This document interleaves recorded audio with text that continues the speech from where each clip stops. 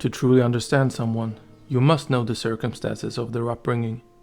And so it was that when I began investigating Adria, I looked first to her childhood. One night in Tristram, I asked Adria about her origins, but she said only that her father had been a merchant. Aside from that, she deflected or ignored my subsequent questions about her past. I did, however, glean other clues from the time I spent with her. Most of the spells and apothecary recipes she knew were commonly used by the reclusive witches who dwelled in Westmarch. Her voice also had a faint traces of an accent, one, it seems, she was trying to hide, that marked her as being born and raised along the docks of Kingsport. The style of speech in that part of the coastal city is unmistakable, even compared to the other population centers of Westmarch. Thus, during a trip to Westmarch in search of an ancient Saccharum cipher, I visited the docks quarter of Kingsport. Quite by luck, I met one of the city's retired constables, a man nearly as old as I am now. Having lived and worked there in the area his entire life, he immediately recognized the name Adria. Her father, Severin, hailed from a long line of powerful merchants. He was an unstable sort of fellow, the kind prone to sudden acts of wanted violence. Before Adria's 10th year, Severin lost a small fortune when some of his trade ships were destroyed in a storm. In the fit of rage that followed, he reportedly strangled his wife to death. The constable and the city guards arrested the man and charged him with murder, a crime punishable by hanging. But due to his wealth and influence, Severin secured a pardon and was thereafter released from prison. What I find strange is that Adria did not run off during this series of events. On the contrary, the constable said the young girl lingered outside the jailhouse. When Severin was released, the two of them went back to living at their dockside abode. Buying his way out of prison had leached away Severin's wealth. Gradually, he fell into heavy debt and made a number of dangerous enemies. The constable claimed that not long after these events, Severin's home caught fire in the dead of night. City guards rushed to douse the flames. According to one of the official reports, Akarat's bane, the fire burned with unnatural wrath. 2 guards succumbed to the inferno, the light-forsaken heat roasting them in their armor.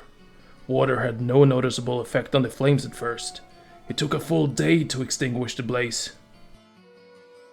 When the ashes settled, only charred bone remained of Severin. As for Adria, one of the first guards to arrive reported seeing a young girl, standing outside, staring intently at the flames before vanishing into the shadows. While it seems logical that one of Severin's rival merchants would have set this killing in motion, I cannot help but think that Adria played some part.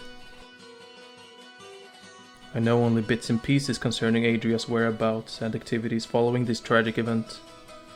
It appears she fled to the wilderness around Kingsport, and perhaps even traveled as far north as the kingdom's capital, Westmarch. The fact that she did so much at such a young age is a testament to her resourcefulness and willpower. What I know with certainty is that she eventually became involved with a small and secretive group of witches that existed in the region's remote wilds.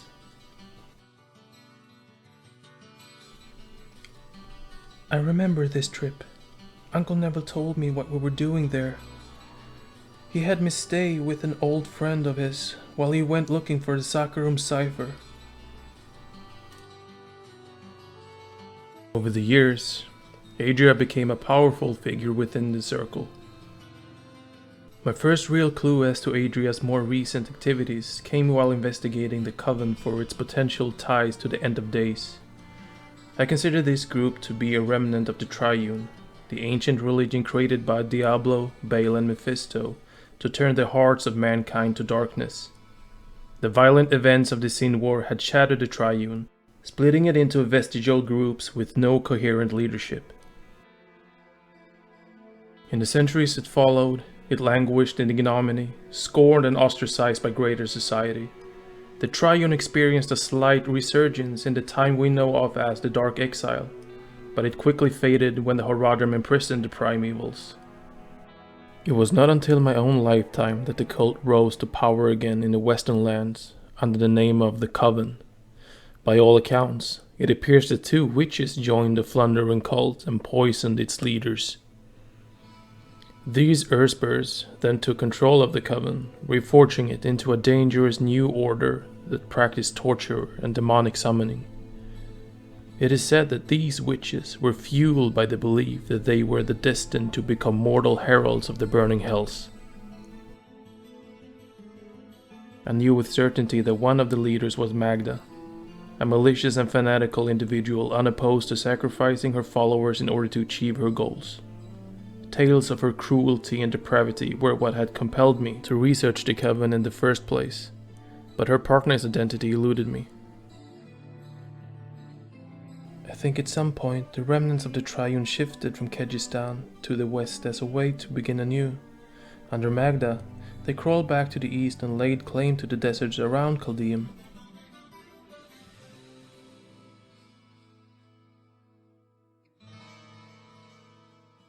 I finally found an answer at a remote mountain sanitarium in Enstig. I had tracked a former member of the Coven there, hoping to glean information about the cult.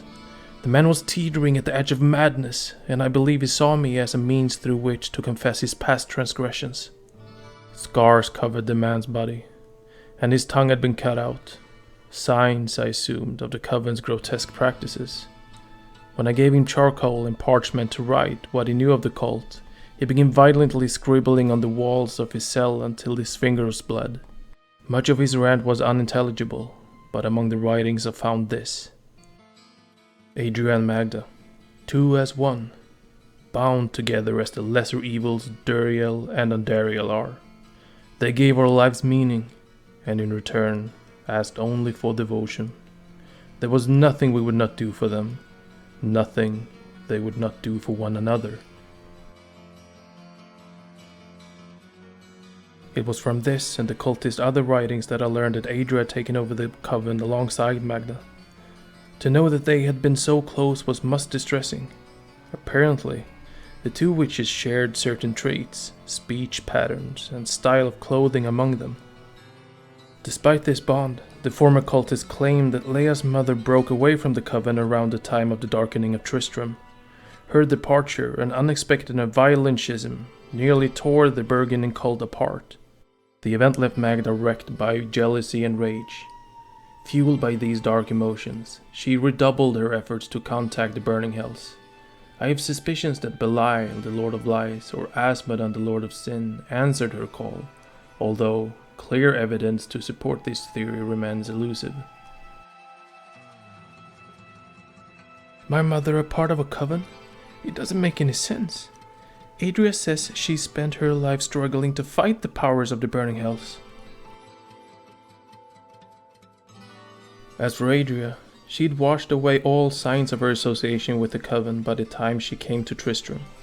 Looking back, I wonder if she had reinvented her identity, or had she merely reverted back to her true self? Was the person I met and spent so many hours talking with the real Adria? Or was that just another mask she wore? Of greater concern was why Adria left the cult in the first place. I want to believe she saw the error of her ways, but the truth is not so simple. Magda had always been devoted to the cult, but Adria seemed only to be passing through, driven by the allure of power. If there is one thing I know about her, it is that she acts with purpose. With all this in mind, I suspect that Adria sought me out in Tristram to learn what she could of the Horadrim and the other old lore in my possession. But were her intentions for good or for ill? What new goal did she see shimmering on the horizon? It would be a number of years before I finally discovered an answer to these questions. I haven't told Adria about the journal yet. I need more time to think over what I've read. The last thing I want to do is ruin her opinion of Uncle Deckard. She always considered him a friend.